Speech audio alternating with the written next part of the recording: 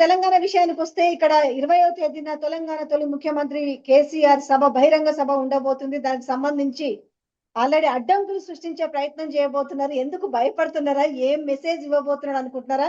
దీని మీద దేశ రాజకీయాల గురించి మాట్లాడబోతాడన్న భయమా ఏంటి? అసలు ఈ అలజడి, ఈ వణుకు ఏంటి? ఏది ముఖ్యంగా ప్రతిపక్ష అధికార పక్షానికి? రేవంత్ రెడ్డి ఢిల్లీ పర్యటన, బీజేపీ వాళ్ళతో టీలు కాఫీలు తాగే సారాంశం ఏంటంటే 20వ తారీఖు నాడు మాకు తెలంగాణలో ఫస్ట్ టైం ఏదో సముద్రం ఏదో వస్తుందట, సముద్రంకేమో ఉప్పెన వస్తుందట, ఆ ఉప్పెన సునామీ అవుద్దట. ఏటి ఇది, నేను నేడిసేయమంటారు దేవుడా, నా వల్ల కావట్లేదని బీజేపీ వాళ్ళు శరణ అడగడానికి వెళ్ళారు. సరే, మా బీజేపీ వాళ్ళు ఉన్నారు కదా, శ్రేణులు సహాయక సహకారాలతో మీరు ముందుకెళ్తారంటే, సార్ మీ వాళ్ళకి అంత తెలివితేటలు లేవు సార్, నాదే హాఫ్ నాలెడ్జ్ అంటే నన్ను మించిపోయిన వాళ్ళు ఉన్నారు మీ దగ్గర, అలా ఒక రామచంద్ర ఒక్కడు చాలు, నన్ను ఏడ్ చేయమంటాను అడుగుతుంది చాలు, అదొకటి నాతో కుదరదు సార్, ఏడ్ చేయాలని అడుగుతున్నాడు. సో నిలువరిస్తే నిలువరించబడడానికి ఇది తెలంగాణ గడ్డ. నిలువరిస్తే నిలువరించబడబోయిన వ్యక్తి అంటే కేసీఆర్. చేత ప్రయత్నిస్తే పోయేది కాలేది చేతులు మీకే. చేత ప్రయత్నించడం కూడా విరమించుకోండి. ఈ తెలంగాణ సమాజంలో కేసీఆర్ని చూడాలని చాలా రోజులు బట్టి అర్రులు చూస్తూ ఎదురు చూస్తున్న సమాజంలో సభ్యులు చాలా మంది ఉన్నారు.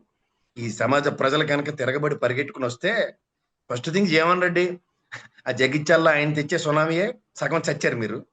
నిజంగా కాంగ్రెస్ కి ఎంత స్ట్రెంత్ ఉందా అని చూసి గుండె అయిపోయి వస్తారు ఫస్ట్. దాని తోడు గెలిచినోడు మనకి దెబ్బ కొట్టి వెళ్ళిన బిఆర్ఎస్ పునరుత్తేజంతో అక్కడ రీవ్యాంప్ అయ్యే ఉద్దేశం ఉంటుంది చూడు, నేనైతే ఊహించుకోలేను. కేసీఆర్ నోట్లోంచి నాకు తెలిసి ఆ రోజు కరీంనగర్ మీటింగ్ గన్నపట్టికి వెళ్ళిన రేవంత్ రెడ్డికి లోపల బుల్లెట్లు ఉంటాయి, ఇవి ఎలా ఉంటాయి చూసుకొని చూపించే ఉపన్యాసం ఉంటది.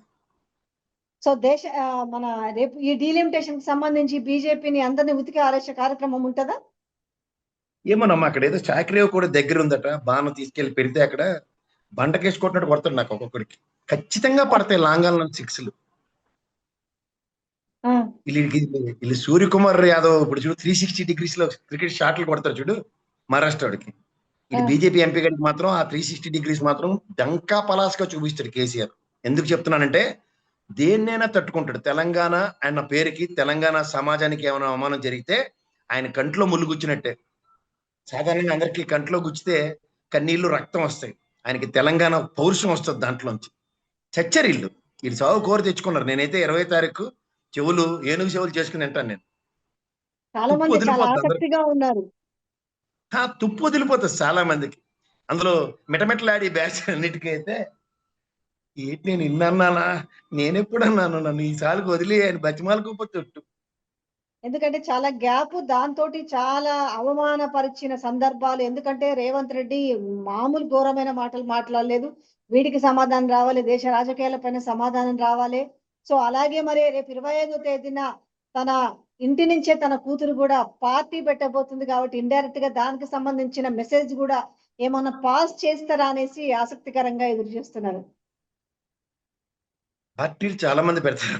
కాబోయే పిసిసి అధ్యక్షురాలకి పార్టీ అన్నది ఒక చిన్న అలా కోట శ్రీనివాసరావు సినిమాలో కోడి ఎరగట్టి కోడి తిన్నట్టు అన్నమాట.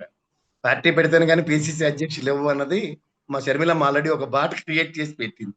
దానికి ఈవిడ కూడా కాస్త ఆవేశపడి ఆ భావావేశాన్ని చల్లార్చుకోవడానికి చేసే ప్రయత్నం. అంతకన్నా నువ్వు ఊరికే గాబరా పడకు.